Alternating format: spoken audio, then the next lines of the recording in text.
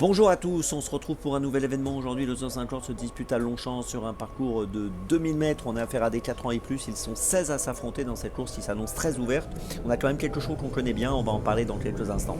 Avant de démarrer, je vous rappelle que vous pouvez vous abonner à la chaîne YouTube de The Turf. Vous pouvez aussi activer la cloche pour être informé dès qu'on prono est posté.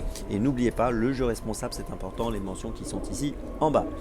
Je vais bien sûr vous donner mon choix en 6 pour ce 50 et tous les paris associés, jeux simples, jumelés, trio, etc. Mais avant toute chose, je vous rappelle aussi que le sixième et dernier défi est en ligne pour le jeu parrainé La Future Trial de Tony Parker, qui est entraîné par Christopher Head.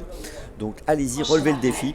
Il suffit de parrainer un ami pour qu'il devienne, comment dirais-je, il y a un compte sur The Turf pour obtenir ce sixième défi. Donc c'est assez simple et en plus vous pouvez obtenir une bonification de 30 euros. Donc n'hésitez pas, regardez tout ça de très près et vous vivrez donc au plus près les émotions du propriétaire avec Tony si vous êtes le parrain ou la marraine ou parmi les parrains ou les marraines de cette future championne, on l'espère.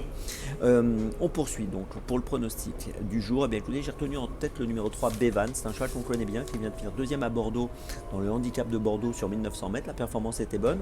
On l'a déjà vu gagner sur l'hippodrome de Longchamp au mois de septembre. Il avait gagné le prix Carus sur 1850 mètres.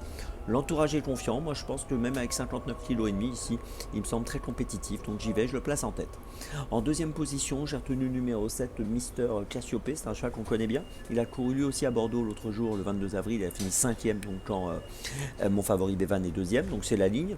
On l'a vu sur ses 10 dernières courses finir 6 fois dans les 5. C'est le duo Pantal-Guyon, j'y crois dans cette course, il me semble compétitif au moins pour une place et pour monter sur le podium.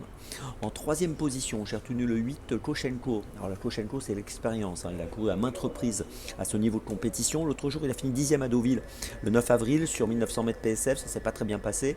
On va oublier cette course, on va plutôt le juger sur l'ensemble de sa carrière, sur sa victoire de Cagnes-sur-Mer au mois de février.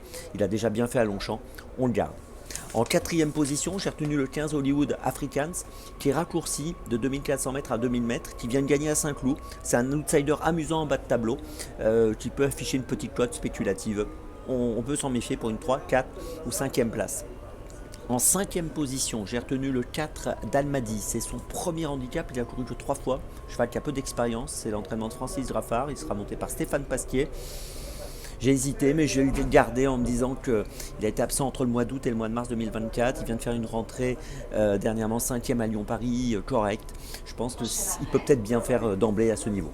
Puis en sixième position, j'ai placé le 12 Central Park West, qui a pas mal d'expérience, qui a fini 3 fois 3e cette année.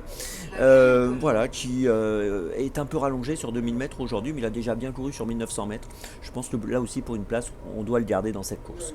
Je vous résume mon choix en 6, donc pour ce 50 très ouvert. En tête le 3, ensuite le 7, le 8, le 15, le 4 et le 12. On se retrouve maintenant pour le départ de la course à 15h15 et on se retrouve aussi demain pour Vichy. Et d'ici là, avec The Turf, ça va aller.